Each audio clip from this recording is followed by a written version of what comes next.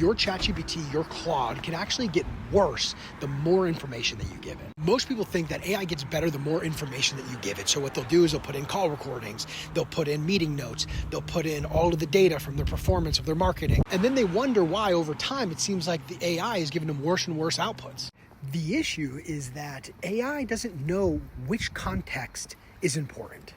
It just sees this pile of context that you gave it and goes, let me try and predict the best next thing to say. For example, let's say you're using ChatGPT or Claude to help you with your content creation. And one of the things you give it is all of your top performing posts. You also give it your analysis on why it performed well, why it might not have performed well. And then you also give it all of the performance data. This is actually great. This is a lot of good, useful context. And then you want more ideas. So you're like, you know what? I'm just going to give it all the posts I've ever done. And next thing you know, you have 3 years worth of content that you've given to the AI agent and said, hey, help me come up with new ideas of content that's going to perform well.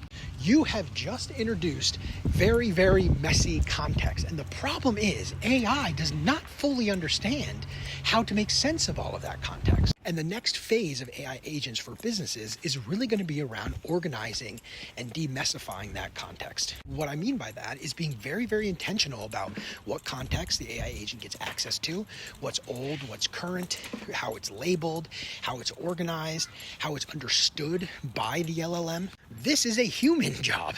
The humans make these decisions and the LLMs follow the rules. And if you want to start doing this well, here are the 3 questions you need to be asking.